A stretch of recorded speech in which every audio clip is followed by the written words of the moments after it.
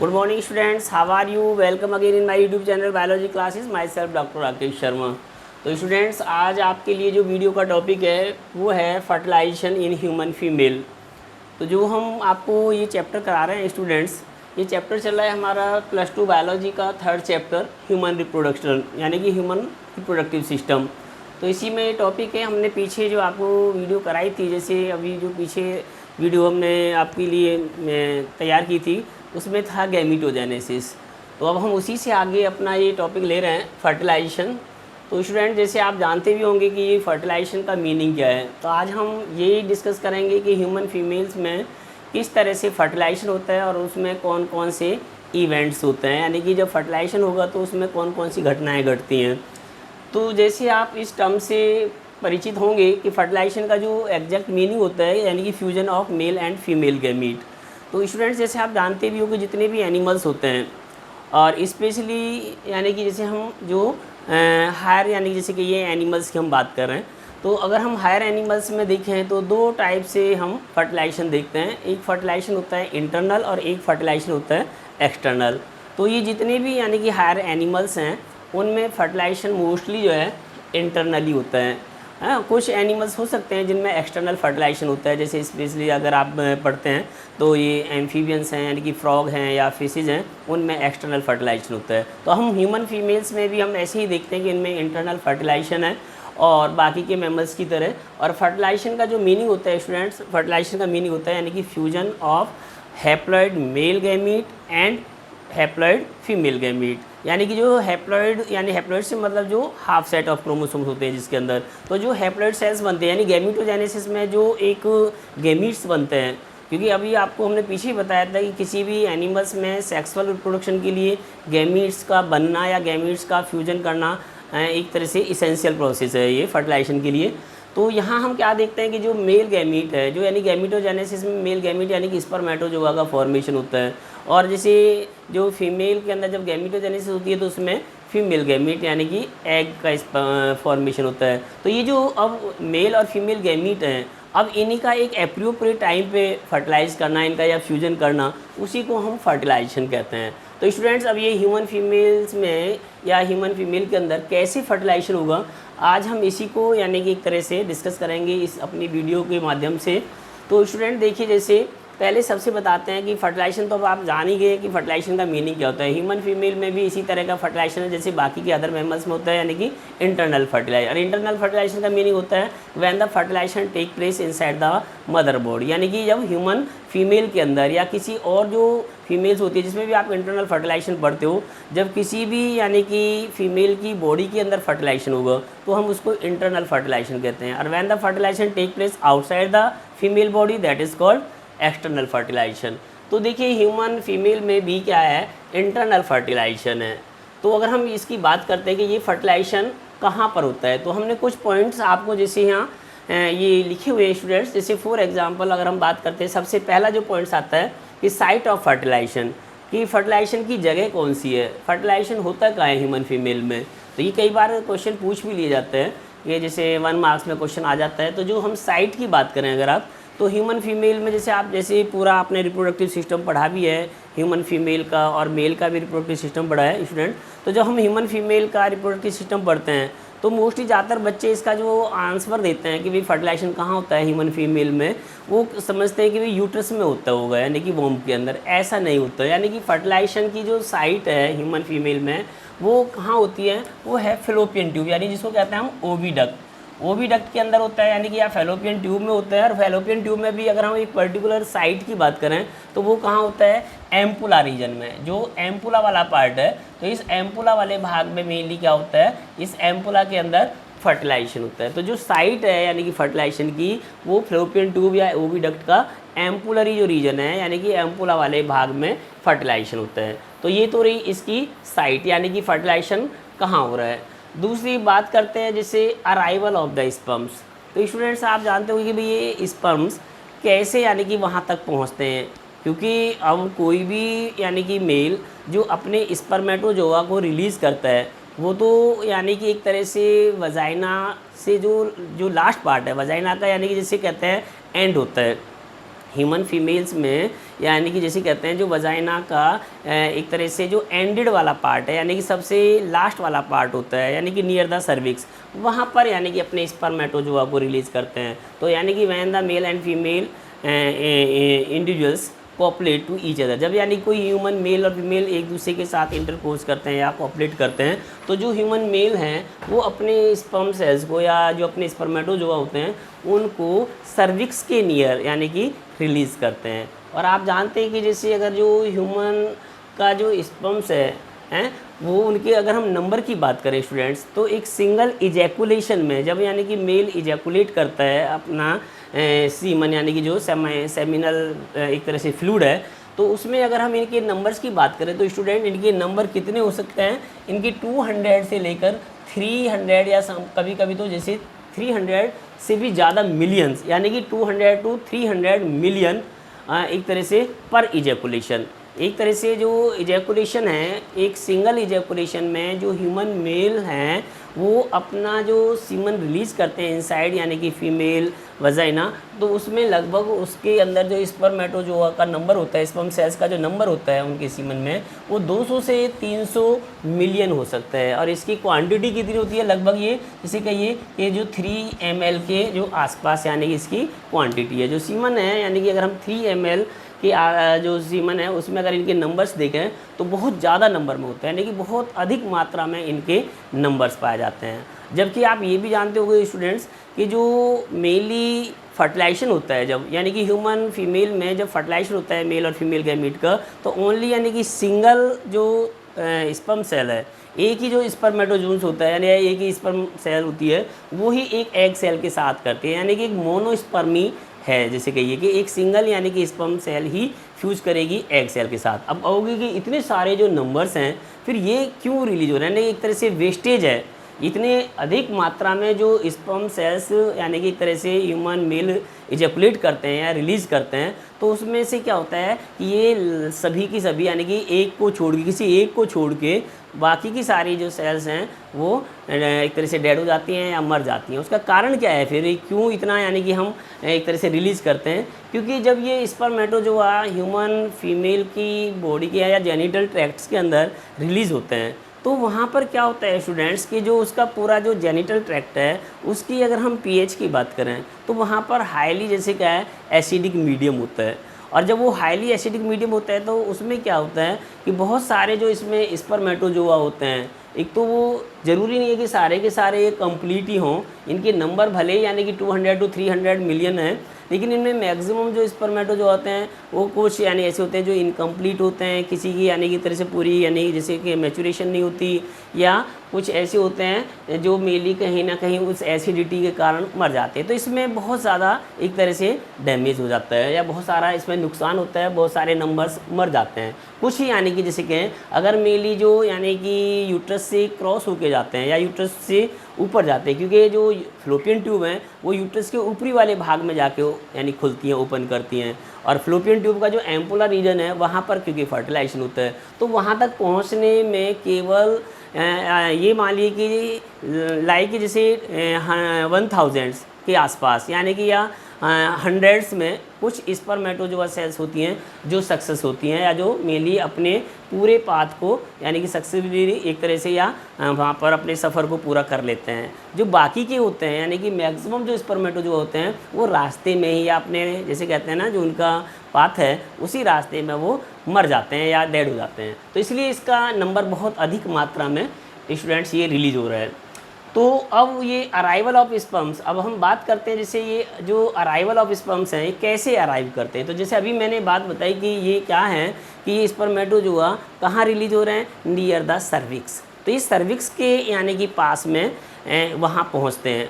और सर्विक्स कौन सा पार्ट होता है, जैसे अभी आपको मैंने जब रिप्रोडक्टिव सिस्टम कराया था फीमेल का तो उसमें बताया था जो यूट्रस का लोअर पार्ट होता है यानी सबसे जो नीचे वाला भाग होता है उसको हम सर्विक्स कहते हैं। और सर्विक्स में भी अगर बच्चों स्टूडेंट आप देखें जैसे मानो ये सर्विक्स है तो इसका जो ऊपर वाली जो यूट्रस में खुलने वाला भाग होता है, जो यूट्रस में खुलेगी ओपनिंग, उसको हम क्या कहते हैं, इंटरनल ओज के नाम से जानते हैं। इसको इंटरनल ओज, और जो इसका नीचे वाला जो वजाइना के अंदर खुलती है ओपनिंग, इसको कहते हैं एक्सटर्नल ओज। तो मेनली जो स्पर्मेटोजोआ रिलीज होंगे वो एक्सटर्नल ओज के पास यानी कि रिलीज होते हैं, और यहाँ से जब वो जाते हैं यानी कि पूरे सर्विक्स को क्रॉस करते हैं, और फिर सर्विक्स से यूट्रस को यानी क्रॉस करते हैं, और फिर वो कहाँ जाके वो फ्लोपियन ट्यूब में इस तरह से ना आगे पहुँचते हैं। तो इनको एक तरह से बहुत ज़्यादा यानी कि डिस्टेंस तय करना होता है, दूरी तय करनी होती है, और इसमें नंबर ऑफ यानी कि स्पर्मेटोजोआ वो मर जाते हैं, डेड हो जाते हैं। तो अब ये कैसे वहाँ पहुँचते हैं, अराइवल कैसे होता है, देखिए अब क्वेश्चन आता है कि ये यहाँ तक ये कितने यानी इतनी जो डिस्टेंस है जो फ्लोपियन ट्यूब तक यानी कि पहुँचने में कितना समय लेंगे, और ये कैसे यानी कि वहाँ पहुँचेंगे। तो इसके लिए हम क्या कहते हैं, जैसे स्टूडेंट्स दो तरीके हैं इसमें। एक तो अभी मैंने बताया था जब आपको इसका मेल का रिप्रोडक्टिव जो सिस्टम करा रहे थे हम, तो उसमें जब हमने एक गैमिटोजेनेसिस भी कराया था मेल में, तो यानी स्पर्मेटोजेनेसिस, तो स्पर्मेटोजेनेसिस में हमने स्पर्म्स की आपको स्ट्रक्चर बताई थी। तो जो स्पर्म यानी कि एक सेल है, यानी जो स्पर्मेटोजून जिसको हम कह रहे हैं, एक सिंगल जो स्पर्म सेल है, उस स्पर्म सेल में क्या होता है स्टूडेंट, 4 पार्ट हमने बताए थे। एक जैसे एंटीरियर रीजन पे उसके हेड है, फिर एक उसकी नेक है, और नेक के नीचे मिडिल पीस और टेल, यानी कि 4 भाग होते हैं। तो जो उसका जो टेल वाला पार्ट था, हमने उस टाइम भी बताया था आपको कि उस टाइम ये बताया था कि जो टेल वाला भाग होता है, यानी जो टेल है स्पर्म की, वो क्या है, वो हेल्प करती है स्विमिंग में, यानी कि एक तरह से स्विम करने में, तैरने में। अब तैरते किस में, आप जानते हैं कि जो इसका एक फ्लूइड मीडियम है, क्योंकि इसको फ्लूइड मीडियम चाहिए, इसीलिए स्पर्मेटो जो है सस्पेंडेड होते हैं किसके अंदर, जो सीमन यानी कि सेमिनल प्लाज्मा है, जो यानी कि मेल के अंदर हमने आपको बताई थी ग्लैंड्स होती हैं। और उन ग्लैंड्स में जैसे कौन कौन सी हैं, seminal vesicle, prostate gland, copper glands. तो जो इन ग्लैंड्स का सिक्रीशन होता है वो सिक्रीशन क्या कहलाता है, सेमिनल प्लाज्मा। और उसी सेमिनल प्लाज्मा में क्या होते हैं, ये स्पर्मेटोजून्स जो होते हैं यानी स्पर्मेटोजोआ होते हैं, वो सस्पेंडेड होते हैं। तो इसलिए वो एक फ्लूइड यानी कि मीडियम उनके लिए तैयार करते हैं जिसमें वो स्पर्मेटोजोआ स्विम करते हैं। तो इसलिए एक तो इसको मीडियम मिल रहा है यानी कि स्विम करने के लिए, तैरने के लिए जैसे कहिए, तो स्विम करने के लिए मीडियम मिलता है। तो उस मीडियम में ये आसानी से अपनी टेल की हेल्प से स्विम कर सकते हैं। और इसकी स्पीड की हम बात करें तो लगभग इसकी जो स्पीड होती है यानी कि स्पर्मेटोजोआ की अपनी अगर देखें तो 1.5 से लेकर 3 mm यानी कि 1.5 मिलीमीटर से 3 मिलीमीटर पर मिनट की स्पीड से ये स्पर्मेटोजोआ यानी कि स्विम कर सकते हैं जो सेमिनल प्लाज्मा है। लेकिन इतनी अगर स्पीड से ये चलेंगे या मूव करेंगे तो ये वहाँ पर अपने एक जैसे कहिए एप्रोप्रिएट टाइम में नहीं पहुँच सकते। इसलिए हम फिर दूसरा किसका देते हैं, ये तो खुद का अपना यानी कि जैसे कहिए ऑन एफर्ट्स है। यानी कि इसलिए स्पर्मेटोजोआ का जो अराइवल है, जो स्पर्मेटोजोआ सेल्स यानी कि वहाँ या स्पर्म सेल्स जो अराइव करती हैं, पहुँचती हैं यानी फ्लोपियन ट्यूब तक, तो उनमें 2 यानी कि अहम जैसे मेनली पार्ट यानी कि एक तरह से अपना रोल प्ले करते हैं। पहला एक तो खुद का, एक तो इनका ऑन यानी कि एफर्ट्स है। तो ऑन एफर्ट्स में तो इनकी टेल हेल्प कर रही है, इनकी जो टेल है वो टेल से यानी क्या कर रहे हैं, अपनी की जो पूंछ जैसे कहिए वो स्विम करने में मदद करती है, और उससे ये अपनी एक स्पीड बना लेते हैं जैसे 1.5 to 3 मिलीमीटर पर मिनट की स्पीड से। लेकिन इस स्पीड से वो नहीं जा सकते। फिर दूसरा इसमें जो रोल आता है वो रोल आता है यूट्रस और फ्लोपियन ट्यूब का। तो अभी जैसे मैंने बताया था कि मान लो अगर कोई मेल जब अपने स्पर्मेटोजोआ रिलीज़ करता है थ्रू इंटरकोर्स, तो वो एक तरह से कहाँ रिलीज़ करता है, नियर द सर्विक्स। तो जो सर्विक्स का जो यानी कि पार्ट है, यानी कि जो वेजाइना का लास्ट वाला पार्ट है यानी एक्सटर्नल ओज के पास, तो जब यहाँ रिलीज़ करेगा तो ये जो सर्विक्स है, cervix is the extended part of the uterus. तो इसलिए क्या करता है, ये एक एस्पिरेशन का काम करती है यानी एक सक्शन पंप की तरह काम करती है। तो इसमें क्या होता है स्टूडेंट कि जो सर्विक्स है ये क्या काम करेगी, उस सीमन को एक तरह से सक कर लेगी। तो जब वो सक करती है तो उसके कारण ये यूट्रस की तरफ यानी कि प्रोपील हो जाते हैं, धकेल दिए जाते हैं। और उधर जो फेलोपियन ट्यूब है तो इसमें यूट्रस की जो मसल्स हैं, ठीक है, साथ साथ जो फेलोपियन ट्यूब की मसल्स होती हैं, जब वो कॉन्ट्रैक्ट करती हैं तो साथ साथ जब उनमें कॉन्ट्रैक्शन होती है तो उस कॉन्ट्रैक्शन के कारण एक तरह से जो ये सर्विक्स है ये भी एक तरह से सक्शन पंप की तरह काम करती है। जिसके कारण क्या होगा स्टूडेंट कि जो मेन यानी कि स्पर्मेटोजोआ सेल्स होती हैं यानी स्पर्म सेल्स होती हैं किसके अंदर, सीमन के अंदर, उस सीमन को ये सक कर लेता है यानी कि अपनी तरफ वो खींच लेता है। तो जैसे ही वो खींचता है तो वो यानी कि स्पर्मेटोजोआ विद यानी कि सीमन कहाँ चले जाते हैं, वो यूट्रस के अंदर, और यूट्रस से फिर जैसे एक तरह से जो फ्लोपियन ट्यूब है उनकी भी मसल्स कांटेक्ट करती हैं, तो ये यानी कि वहाँ पहुँच जाते हैं जहाँ पर इनको पहुँचना है एक तरह से। तो ये इस तरह से अराइवल करते हैं। एक तो अराइवल में इनका अपना खुद का एफर्ट्स है, और साथ साथ किसका हो गया, जो मेनली फेलोपियन ट्यूब और यूट्रस की जो वॉल होती हैं जब उनमें कॉन्ट्रैक्शन होती है। अब उसके बाद में मान लेते हैं जैसे जो पहुंचते हैं, अभी मैंने बताया था कि वहाँ का जो सारा पैसेज है, जो फीमेल का जो जेनिटल ट्रैक्ट है, यानी कि पूरा का पूरा जैसे पैसेज होता है, वहाँ पर बहुत ज़्यादा हाईली जैसे क्या है, एक एसिडिक मीडियम है। तो अब हमने ये भी बताया था स्टूडेंट, अभी जैसे मैंने बताया था जो सीमन है वो क्या है, उसमें किससे बना हुआ है सीमन, उसकी जो एक तरह से कंपोजिशन है वो दो चीज़ों से मिले, यानी कि उसमें एक तो स्पर्म सेल्स हो गई, साथ साथ उसमें क्या है, जो ग्लैंड्स हैं यानी कि मेल के अंदर पाए जाने वाली, उनका सिक्रीशन है वो। तो जैसे मानो अभी बताया सेमिनल वेसिकल, प्रोस्टेट ग्लैंड और जो कॉपर ग्लैंड्स होती हैं, तो इनका जो सिक्रीशन है उसमें कुछ केमिकल ऐसे होते हैं, एक तो जो उनको एक्टिवेट करने का काम करते हैं, कुछ केमिकल तो ऐसे हो गए जो स्पर्म सेल्स को एक्टिवेट करने का काम करते हैं, और कुछ केमिकल कैसे होते हैं जो मेनली उसकी एसिडिटी को न्यूट्रलाइज करने का काम करते हैं। तो वो एक तरह से एक न्यूट्रल मीडियम यानी कि तैयार कर देते हैं, लेकिन उसमें भी बहुत सारे जब तक यानी कि जैसे वो न्यूट्रलाइज नहीं होता तो नंबर ऑफ स्पर्मेटोजोआ मर जाते हैं। तो इस तरह से क्या है, अब वो वहाँ अपने माँ तक कुछ ही यानी जैसे कहिए हज़ारों की संख्या में कह सकते हैं आप, कि या जैसे कहिए हंड्रेड्स यानी कि 800 500 के आसपास यानी कि या 1000 तक भी पहुंच सकते हैं। वो स्पर्मेटोजोआ सेल्स या स्पर्म सेल्स कहाँ पहुंच जाती हैं, फैलोपियन ट्यूब में। अब फैलोपियन ट्यूब में पहुंचने के बाद में क्या है, अब साथ साथ अगर हम क्या देखते हैं कि जैसे ही स्पर्मेटोजोआ सेल्स वहाँ पर या स्पर्म सेल्स वहाँ पहुँचती हैं, तो arrival of the secondary oocyte। अब सेकेंडरी oocyte जैसे अब यहाँ आ जाइए, क्योंकि जो फीमेल में भी क्या होगा कि जो एग हैं, अब वो एग कहाँ से आ रहा है, ओवरी से आ रहा है। अगर वो ओवरी से सही एप्रोप्रिएट टाइम पे आएगा, यानी कि उसी समय आता है जिस समय यानी कि स्पर्मेटोजोआ भी वहाँ उनको मिल जाएं, या मानो पहले आ सकते हैं वो हैं और उसके बाद स्पर्मेटोजोआ पहुँच सकते हैं, या स्पर्मेटोजोआ मान लीजिए पहले पहुँच जाएं और उसकी कुछ टाइम के बाद मान लेते हैं वहाँ क्या एग पहुँच जाता है। तो इनका एक तरह से क्या कहिए, इनमें दोनों में सिंक्रोनाइजेशन होना चाहिए। सिंक्रोनाइजेशन से मतलब यानी कि जैसे एक सेम टाइम पे लगभग, यानी कि बहुत ज़्यादा एक तरह से इनमें गैप ना हो, अदरवाइज नहीं तो चांस ऑफ फर्टिलाइजेशन नहीं है। जैसे कहते हैं ना कि जितनी बार मान लो कोई फीमेल मेल के साथ कॉपलेट करते हैं तो वो प्रेगनेंसी ज़रूरी नहीं है कि वो अडॉप्ट करेंगे। केवल प्रेगनेंसी तभी यानी कि पॉसिबल होती है जब दोनों यानी कि राइट टाइम पे हो। मेल गैमीट और फीमेल गैमीट का जो अराइवल टाइमिंग है, यानी जो पहुंचने का समय, जब वो दोनों यानी एक तरह से बोथ यानी कि gametes reach into the fallopian tube at A appropriate time. अगर मान लेते हैं वो एक बिल्कुल एप्रोप्रिएट टाइम पे पहुंचते हैं तभी उसमें चांस ऑफ फर्टिलाइजेशन होते हैं। अदरवाइज ऐसा नहीं कि बार बार फर्टिलाइज करने से या बार बार यानी कि एक तरह से इंटरकोर्स करने से या बार बार मान लीजिए जैसे कॉपलेट करने से कोई फीमेल प्रेगनेंसी को एडॉप्ट करती हैं या एक तरह से प्रेगनेंसी को एक्वायर करती हैं, ये ज़रूरी नहीं होगा। तो इसी तरह से क्या है कि इसीलिए क्या होगा कि जो सेकेंडरी oocyte है, जो ओवरी से यानी कोई ओवुलेशन हो रही है, जब यानी कि एग रिलीज होता है तो वो सेकेंडरी oocyte में आता है। तो वो सेकेंडरी जो oocyte है वो सबसे पहले क्या होता है, ओवरी में से जैसे ही निकलता है तो ओवरी में से निकलने के बाद यानी कि जो ग्राफियन फॉलिकल है, एक मेच्योर जो ग्राफियन फॉलिकल है, जब वो ब्रस्ट करेगा और उसमें से जब वो रिलीज होगा तो इसी प्रोसेस को हम ओवुलेशन कहते हैं। तो जब ओवुलेशन होती है तो जो फैलोपियन ट्यूब का फनल वाला पार्ट होता है, यानी कि एक तरह से जो सबसे जो फर्स्ट पार्ट होता है फैलोपियन ट्यूब का, जो फर्स्ट पार्ट है लाइक जिसको हम कहते हैं फनल शेप में होता है, तो जब वो यानी कि उसमें क्या होती है, फिम्ब्राई होती हैं, वो उसको कैप्चर कर लेती हैं, पकड़ लेती हैं, और उसमें क्या होते हैं, उसमें सीलिया पाए जाते हैं। वो सीलिया जब बीट करते हैं तो वो आसानी से उसको यानी रिसीव कर लेते हैं जो सेकेंडरी oocyte है, और फिर वो सीलिया जब बीट करेंगे तो उसको प्रोपील कर देते हैं, धकेल देते हैं टूवर्ड्स द जैसे एम्पुलरी रीजन, जो फैलोपियन ट्यूब का एम्पुला वाला भाग होता है, यानी कि एक तरह से जो यूट्रस की साइड में होता है।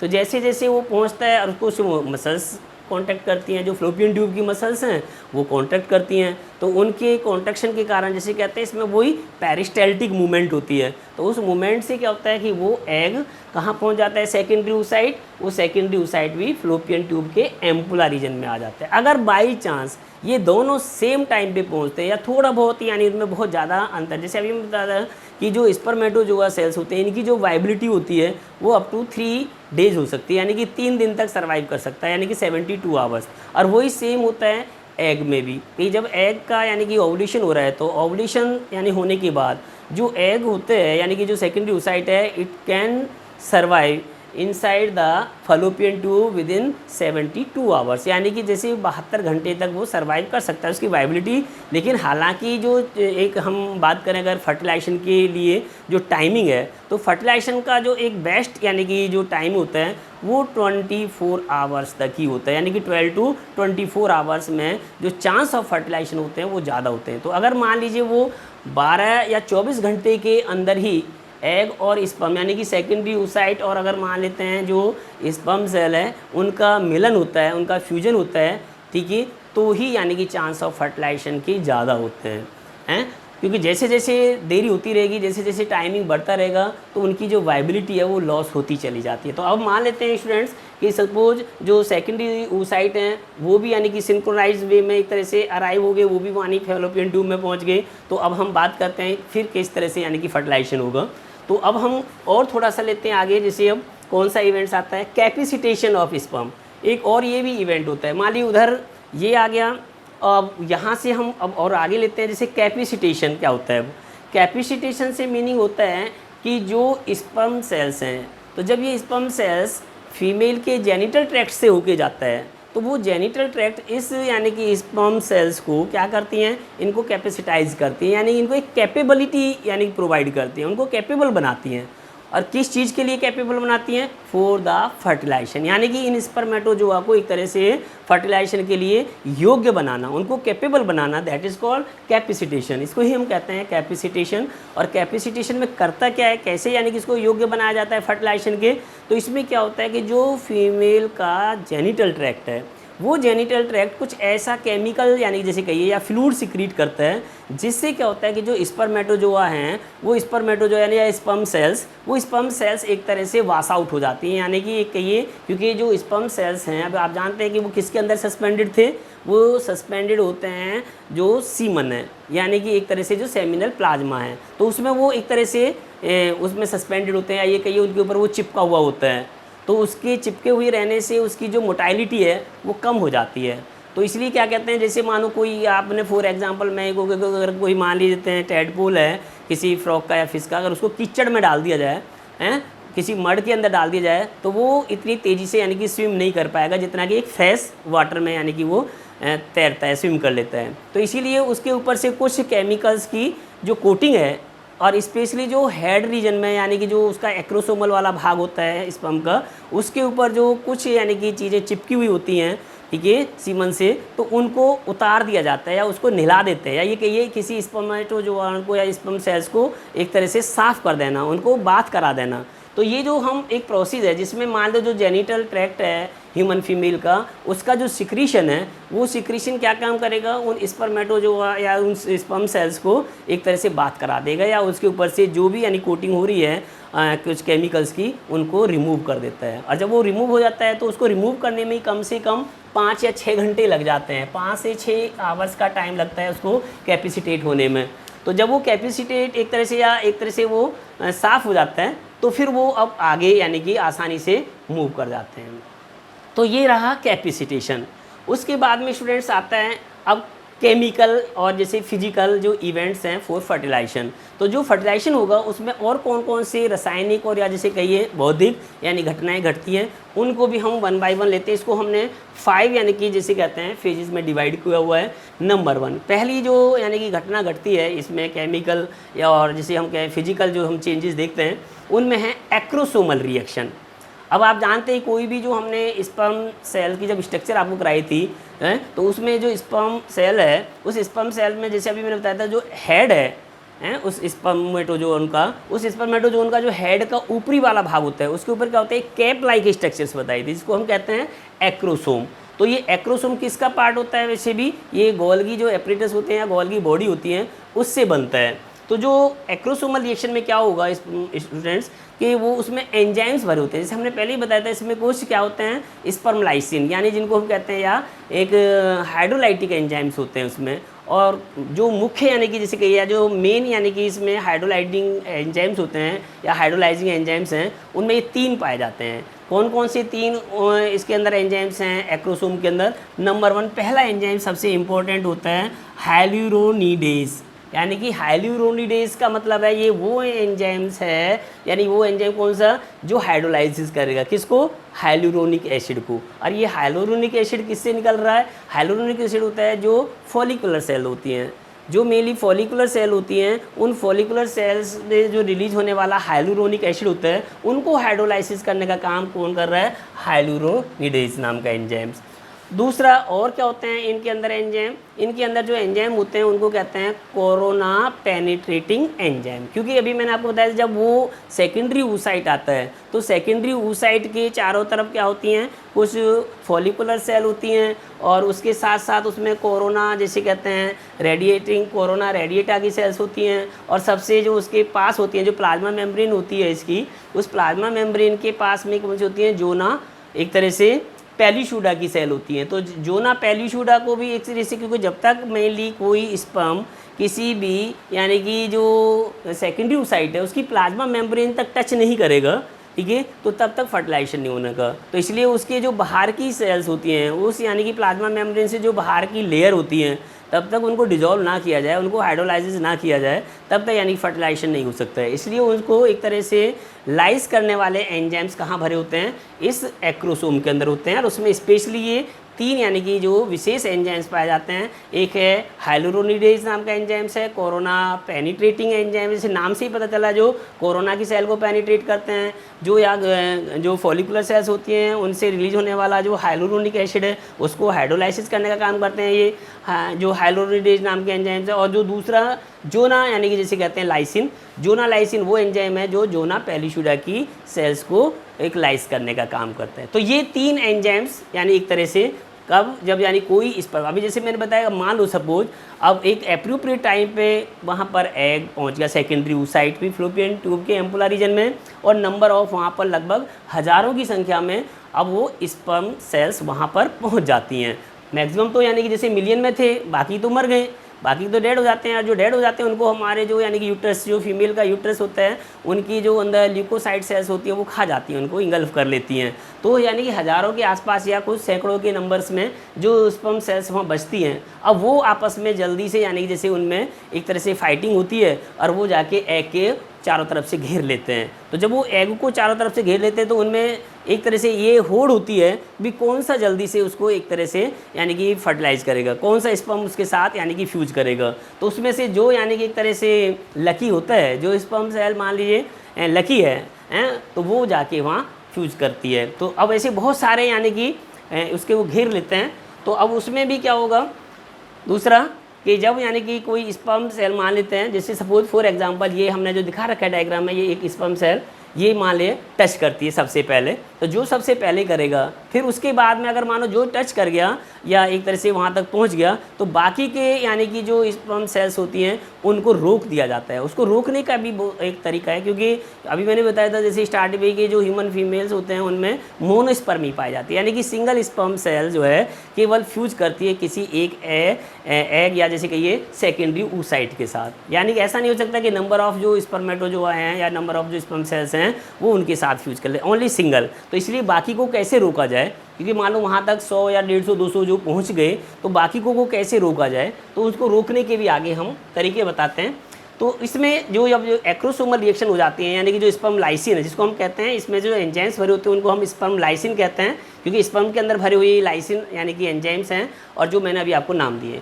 उसके बाद में एक रोल थोड़ा सा कैल्शियम आयन का भी बहुत है कि जब तक कैल्शियम आयन की जो कंसंट्रेशन है एप्रोप्रिएट नहीं होगी अगर, तो भी फर्टिलाइजेशन के चांस यानी कि बहुत कम होते हैं। कि तो एक जैसे कहिए एक प्रॉपर फर्टिलाइजेशन के लिए इन ह्यूमन फीमेल्स में क्या है, कैल्शियम आयन की कंसंट्रेशन भी प्रॉपर होनी चाहिए, उसकी अमाउंट है। और बाकी के कुछ और भी फैक्टर हैं लाइक जैसे उसमें टेम्परेचर हो सकता है कुछ और भी अदर फैक्टर हो सकते हैं, लेकिन सबसे विशेष जो रोल है उसमें कैल्शियम आयन का भी। तो एक कैल्शियम आयन की जो है एप्रोप्रिएट जैसे कहिए कंसंट्रेशन होनी चाहिए। उसके साथ साथ फिर नेक्स्ट जो इवेंट आता है वो क्या है, कॉर्टिकल रिएक्शन।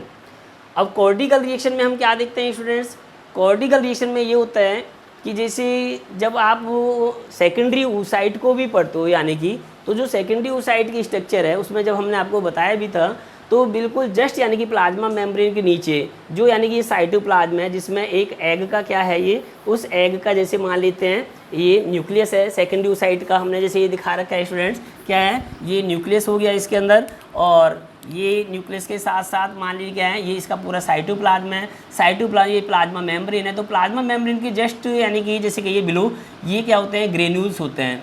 इन ग्रेन्यूल को हम क्या कहते हैं, कॉर्टिकल ग्रेन्यूल कहते हैं। और इन कॉर्टिकल ग्रेन्यूल में क्या होते हैं, इसमें नंबर ऑफ जैसे एक तरह से ये एंजाइम्स होते हैं, इसमें भी कुछ केमिकल भरे होते हैं जिनको हम या एंजाइम भी कह सकते हैं। इनके अंदर एंजाइम्स होते हैं, और ये जो एंजाइम्स होते हैं, ठीक है, तो ये क्या करेंगे जब ये आगे यानी जैसे अभी मतलब कॉर्टिकल रिएक्शन कैसी होती है, तो ये कॉर्टिकल ग्रेन्यूल जैसे ही कोई स्पर्म का अब हेड, ठीक है, अब मान लो सपोज इसने अपना एक्रोसोमल रिएक्शन कंप्लीट कर लिया, और ये सारी जो कोरोना जैसे रेडिएटा की सेल, जोना पेलिशुडा की सेल पेनिट्रेट हो गई। अब ये प्लाज्मा मेम्ब्रेन जो होगी वेन द यानी कि plasma membrane of sperm cells come in contact with the plasma membrane of egg cell, जब ये एग सेल की टच में आती है तो एक तरह से एग सेल यानी जो सेकेंडरी ओसाइट है, तो इसकी जो ये प्लाज्मा मेम्ब्रेन है ये कैसी हो जाएगी, जब दोनों का कॉन्टैक्ट होगा, यानी कि बोथ द यानी प्लाज्मा मेम्ब्रेन एक तरह से यानी कि कंबाइंड टुगेदर, एक दूसरे के साथ यानी कंबाइंड होती है, एक दूसरे के साथ अटैच होती है, फ्यूज होती हैं। तो इसमें एक डिपोलराइजेशन जैसे कहते हैं ना, एक्शन पोटेंशियल क्रिएट हो जाता है, डिपोलराइजेशन हो जाता है। और जैसे ही डिपोलराइजेशन होगा तो ये क्या होता है, डिपोलराइजेशन रोक देता है, यानी कि एक तरह से प्रिवेंट कर देता है फॉर इसको फास्ट यानी जैसे कहिए जो पॉलीस्पर्मी है, तो ब्लॉक द पॉलीस्पर्मी। पहला तो यही रोकने का काम हो गया, यानी कि फर्स्ट टाइम तो जब ये प्लाज्मा मेम्ब्रेन एक तरह से डिपोलराइज होगी या एक तरह से इसमें एक्शन पोटेंशियल क्रिएट होगा, तो ही यानी कि जो बाकी के स्पर्मेटो जो हैं वो नहीं जा सकते, उसको वहीं रोक दिया जाता है। और सेकंड टाइम पे और इसको यानी कि जैसे कहते हैं श्योर 100% यानी कि पॉलीस्पर्मी को कैसे रोका जाए, वो होता है कॉर्टिकल रिएक्शन से। तो जैसे ये प्लाज्मा मेम्ब्रेन और इसकी प्लाज्मा मेम्ब्रेन टच करेगी तो उसके बाद में क्या अगली स्टेज में जैसे हम देख रहे हैं, तो यहाँ से अब स्पर्मेटो जो हुआ कि जैसे ही डिपोलराइजेशन हो गया तो ये कॉर्टिकल रिएक्शन में क्या होगा, ये एंजाइम्स रिलीज हो जाते हैं, यानी ये फट जाते हैं। जो ग्रेन्यूल्स हैं ये कॉर्टिकल ग्रेन्यूल ये ब्रस्ट करते हैं और अपना जो केमिकल है जो इनके अंदर एंजाइम है उसको एक्सोसाइटोसिस के द्वारा प्लाज्मा मेम्ब्रेन से बाहर निकाल देते हैं। और प्लाज्मा मेम्ब्रेन से जब ये बाहर निकलेगा केमिकल यानी ये एंजाइम, तो ये कहाँ डिपोजिट होगा, बिल्कुल इन दोनों के बीच में। जैसे कहते हैं ना ऊपर जोना पेलिशुडा की लेयर है और ये प्लाज्मा मेम्ब्रेन है, इन दोनों के बीच में एक स्पेस होता है और उस स्पेस को भी हम नाम देते हैं स्टूडेंट, उसका नाम देते हैं प्री वेटालाइन स्पेस। तो ये जो यानी कि एंजाइम है जो कॉर्टिकल ग्रेन्यूल से रिलीज हुआ है, ये एंजाइम्स कहाँ जाके एक तरह से लेयर के रूप में डिपॉजिट हो जाते हैं, इन बिटवीन द जोना पेलिशुडा और प्लाज्मा मेम्ब्रेन। तो यानी कि इन जैसे कहिए प्री वेटालाइन स्पेस में। और जब ये प्री वेटालाइन स्पेस में एक तरह से लेयर के रूप में डिपॉजिट होगा तो ये जोना पेलिशुडा की लेयर को और थिक बना देगा। और जैसे जैसे ये थिक बन जाती है तो ये क्या हो गया, श्योर जैसे कहिए बिल्कुल 100% श्योर ब्लॉक पॉलीस्पर्मी, एक तरह से श्योर ब्लॉक पॉलीस्पर्मी को यानी कि इंडिकेट करता है। यानी अब कोई दूसरा कोई भी स्पर्म सेल्स यानी इसके अंदर टच नहीं कर सकती या इसके अंदर नहीं जा सकती। तो ये होगी हमारी cortical reaction. Next C part में क्या आता है, तीसरा स्पर्म एंट्री। अब धीरे से जैसे मैंने बताया था कि स्पर्म का जो पार्ट है, अब स्पर्म में भी देखिए खास बात क्या होती है स्टूडेंट्स, अभी मैंने बताया था 4 पार्ट होते हैं वैसे तो, एक हेड हो गया, नेक हो गया, मिडिल पीस हो गया और टेल हो गया। तो जो मेनली नेक तक पार्ट यानी कि जो हेड वाला पार्ट है, हेड का क्योंकि नेक बहुत ही छोटा पार्ट है, स्मॉलेस्ट यानी कि पार्ट है, और इसमें क्या होते हैं केवल 2 सेंट्रियोल होते हैं, एक प्रॉक्सिमल और एक डिस्टल। तो जो प्रॉक्सिमल सेंट्रियोल तक वाला पार्ट, प्रॉक्सिमल सेंट्रियोल तुरंत यानी क्या काम करता है, क्योंकि एग के अंदर सेंट्रियोल होता भी नहीं, वैसे भी ह्यूमन फीमेल का जो एग है इसमें सेंट्रियोल नहीं पाया जाता। तो ये प्रॉक्सिमल सेंट्रियोल डिवाइड करता है और जैसे ये डिवाइड करेगा तो 2 सेंट्रियोल बना लेगा और दोनों सेंट्रियोल बनते क्या हैं, फिर वो एक तरह से स्पिंडल यानी कि जो फाइबर्स होते हैं या उन स्पिंडल फाइबर का फॉर्मेशन करते हैं और तुरंत इसमें क्या हो जाती हैं, जो अभी हमने बताया था कि एग जो आया है ये वो सेकेंडरी ओसाइट स्टेज में है। इसका मतलब है कि मियोसिस की जो और आगे की स्टेज थी, जो मेटाफेज से आगे की मियोसिस यानी जैसे कहिए सेकेंड की जो आगे की मेटाफेज की आगे की जो स्टेज होती है वो सस्पेंडेड थी, इसलिए जैसे ही यानी कि ये यहाँ स्पर्म एंट्री करता है तो वो जो सस्पेंडेड स्टेज थी वो क्या हो जाती हैं, वो स्टार्टअप हो जाती हैं और एक तुरंत यानी कि क्या होगा कि जो ये सेकेंडरी ओसाइट है ये डिवाइड करेगा। अब इसमें फिर सेकेंड मियोसिस कंप्लीट हो जाती है और कंप्लीट होने पे क्या बना लेगा, अब ये सेकेंडरी ओसाइट चेंज होके ओवम बना लेता है, जिसको हम कहते हैं ये ओवम बन गया, और ओवम या जिसको हम कहते हैं ऊटिड, ये ऊटिड बन जाता है। और एक सेकंड क्या बन जाएगी, उसमें एक पोलर बॉडी बनती है छोटी सी, या जिसे कहते हैं एक छोटा सा सेल और बनती है जिसको हम पोलर बॉडी कहते हैं, सेकंड पोलर बॉडी हमने पीछे ही बताई। तो हालांकि सेकंड पोलर बॉडी ये डिजेनरेट हो जाती हैं, और बाकी का जो स्पर्म का टेल है या और जो पार्ट होते हैं मिडिल पीस हैं ये भी डिजेनरेट हो जाती है, इनको भी इंगल्फ कर लेती हैं जो सेल्स होती हैं। केवल हेड का जो अब ये पार्ट जो बच गया यानी टूटने के बाद, सेपरेट होने के बाद, क्योंकि स्पर्म का एंटीरियर रीजन, हेड रीजन ही केवल एंट्री करेगा इसमें, तो जो पार्ट एंटीरियर वाला भाग जब अंदर एंट्री करता है तो अब हम इसको कहते हैं मेल प्रोन्यूक्लियस। तो जो मेल का प्रोन्यूक्लियस है, ठीक है, और इधर अब ये ओटिड बन गया क्योंकि इसको एक तरह से स्टिमुलेशन मिल गई। स्टिमुलेशन मिलते ही यानी कि जो सेकेंडरी साइट है कन्वर्ट हो गया ओवम में या ओटिड में। अब यहाँ पर एक प्रॉपर हैप्लॉइड यानी कि एग बना है, और ये हैप्लॉइड जो एग बनेगा अब ये भी क्या कहलाता है, इसका जो न्यूक्लियस है उस न्यूक्लियस को भी क्या कहते हैं, फीमेल प्रोन्यूक्लियस। जैसे अब ये जो दिखा रखा है हमने, इसको कहेंगे हम क्या, फीमेल प्रोन्यूक्लियस। ये फीमेल प्रोन्यूक्लियस हो गया, और ये जो अभी आपको बताया था ऊपर, ये मेल का प्रोन्यूक्लियस हो गया। अब दोनों के यानी कि प्रोन्यूक्लियस बनने के बाद अब इसके बाद में नेक्स्ट क्या आता है, कैरियोगेमी यानी कि एम्फीमिक्सिस। और एम्फीमिक्सिस किसे कहते हैं, फ्यूजन। जो मेन फ्यूजन होता है किसका, जब दोनों न्यूक्लियस एक दूसरे के फ्यूज करते हैं तो न्यूक्लियस में क्या कंटेंट है, न्यूक्लियस के अंदर होता है डीएनए, यानी कि अभी मैंने बताया हाफ सेट उसका है क्रोमोसोम्स का, हाफ सेट इसका है। तो दोनों यानी कि जो क्रोमोसोम्स हैं वो मिक्स हो जाते हैं या फ्यूज कर जाते हैं, उसी को हम एम्फी का मतलब बोथ, और मिक्सिस का मतलब मिक्स हो जाना। तो दोनों के जो यानी क्रोमोसोम्स हैं वो मिक्स हो जाते हैं, और इनकी मिक्सिंग को क्या कहते हैं, कैरियोगेमी कहते हैं। तो जैसे ही कैरियोगेमी होगी तो इसका मतलब क्या है, अब ये सेल एक तरह से जो एग था यानी कि ये कैसा हो गया, 2n डिप्लॉइड बन गया, यानी जैसे कहिए ये जाइगोट बन जाता है। और जाइगोट बनते यानी कि फीमेल कैसी हो जाती हैं, फीमेल एक तरह से प्रेग्नेंट, इसी को हम प्रेगनेंसी कहते हैं। यानी कि एक तरह से फीमेल ने अब प्रेगनेंसी अडॉप्ट कर ली, यानी कि फर्टिलाइजेशन हो गया, एक फीमेल प्रेग्नेंट हो गई। और जैसे ही वो प्रेग्नेंट हो जाती है यानी कि डिप्लॉइड यानी कि एक तरह से सेल बन जाती है ये, यानी जाइगोट बन जाता है। तो जाइगोट बनने के बाद क्या होता है, अब तुरंत यानी कि विदिन यानी जैसे मिनट, जाइगोट बनने के विदिन मिनट से क्या हो जाता है, अब इस एग को एक तरह से एक्टिवेशन मिल जाती है। और एक्टिवेशन का मतलब क्या होता है कि जो मेटाबॉलिक यानी कि प्रोसेस है, इस एग की जो मेटाबॉलिक प्रोसेस होती हैं वो बहुत ज़्यादा एक्टिवेट हो जाती हैं, बहुत ज़्यादा एक तरह से फास्ट हो जाती हैं। जैसे उसमें रेस्पिरेशन रेट बढ़ जाती है, सिंथेसिस रेट बढ़ जाती है, जैसे प्रोटीन का बनना, और ये जो इसके अंदर साइटोप्लाज्म है उसके अंदर यानी कि जैसे सिंथेसाइज होना। तो एक तरह से जो मेटाबॉलिक प्रोसेस हैं वो इसमें स्टार्टअप हो जाती हैं, इसको एक स्टिमुलेशन मिल जाती है, इसी को हम क्या कहते हैं, एक्टिवेशन ऑफ एग। तो एक फर्टिलाइज यानी कि जो सेल है अब ये एक तरह से क्या बन गया स्टूडेंट, ये जाइगोट का फॉर्मेशन हो गया। तो अब इस जाइगोट में आगे जो चेंजेज आएंगे वो आपको स्टूडेंट्स अब हम बताएंगे नेक्स्ट वीडियो में। तो ये वीडियो आपको स्टूडेंट हमारी अच्छी लगी होगी, तो अगर आपको ये हमारी वीडियो अच्छी लगी है तो हमारे चैनल को सब्सक्राइब कीजिए, हमारी वीडियो देखते रहिए। Thank you very much student.